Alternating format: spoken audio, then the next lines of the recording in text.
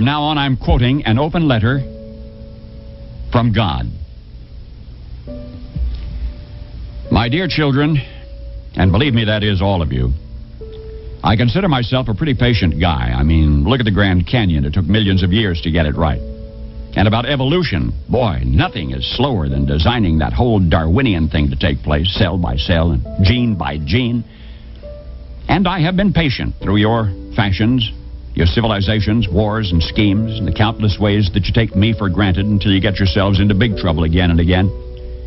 I want to let you know about some of the things that started ticking me off. First of all, your religious rivalries are driving me up a wall. Enough already. Let's get one thing straight. These are your religions, not mine. I'm the whole enchilada. I'm beyond them all.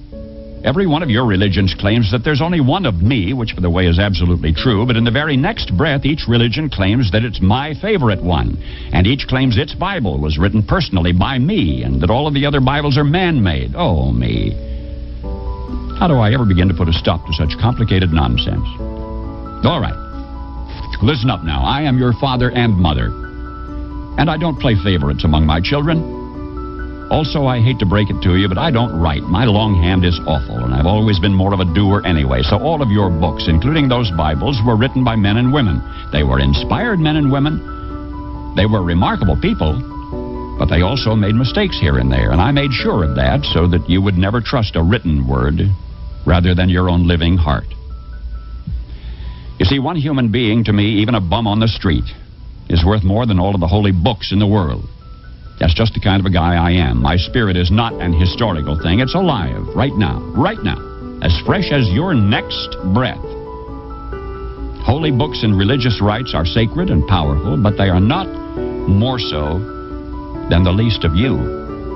They were only meant to steer you in the right direction, not to keep you arguing with each other, and certainly not to keep you from trusting your own personal connection with me. Which brings me to my next point about your nonsense. You act like I need you and your religions to stick up for me or win souls. For my sake, please don't do me any favors. I can stand quite well on my own, thank you. I don't need you to defend me. I don't need constant credit. I just want you to be good to each other.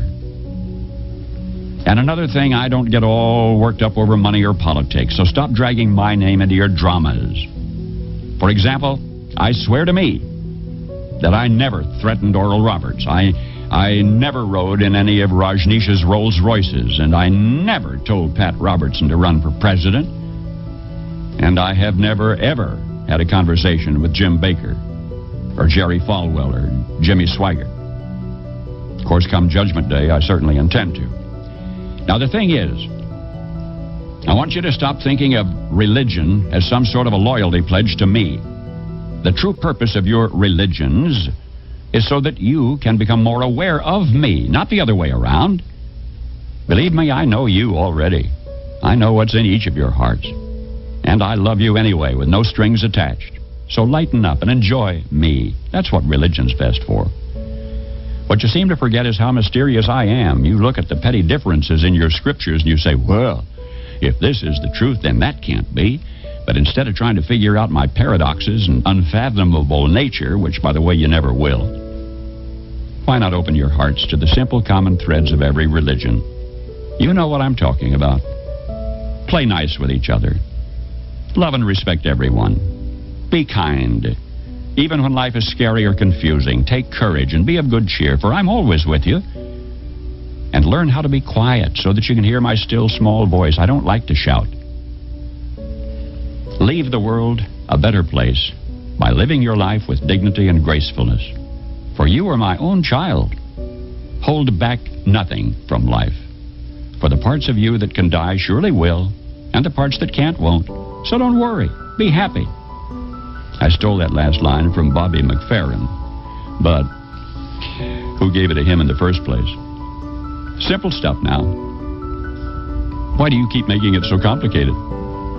It's like you're always looking for an excuse to be upset. And I am very tired of your main excuse. Do you think I care whether you call me God or Yahweh or Jehovah, Allah Wakatonka, Brahma, Father, Mother, even the void of Nirvana.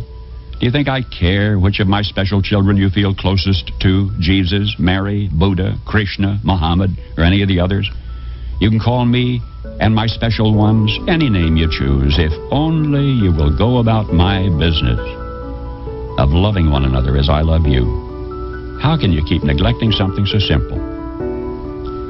No, I am not telling you to abandon your religions. Enjoy your religions. Honor them. Learn from them. Just as you should enjoy, honor, and learn from your parents. But do you walk around telling everyone that your parents are better than theirs? Your religion, like your parents, may always have the most special place in your heart. I don't mind that at all. And I don't want you to combine all of the great traditions into one big mess.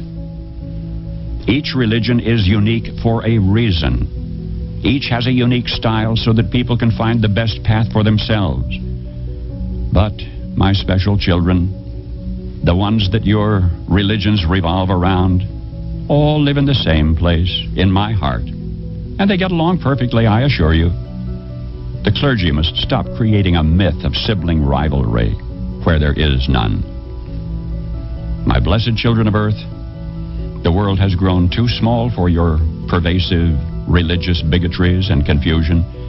The whole planet is now connected by air travel, satellite dishes, telephones, fax machines, rock concerts, diseases, and mutual needs and concerns. Get with the program. If you really want to help me celebrate the birthday of my son Jesus, then commit yourselves to figuring out how to feed your hungry and clothe your naked and protect your abused and shelter your poor. And just as important, make your own everyday life a shining example of kindness and good humor. I've given you all of the resources you need if only you abandon your fear of each other and begin living and loving and laughing together. Finally, my children everywhere, remember whose birthday you honor on what you call Christmas Day, December 25, and the fearlessness with which he chose to live and die. As I love him, so do I love each of you. Now, I am not really ticked off. Not really. I just wanted to grab your attention because I hate to see you suffer. But I gave you free will. So what can I do now other than try to influence you through reason, persuasion, and a little old-fashioned guilt and manipulation? After all, you know, I am the original Jewish mother. I just want you to be happy. And I'll sit in the dark. I really am. Indeed, I swear, with you always. Always. Trust in me. Your one and only God.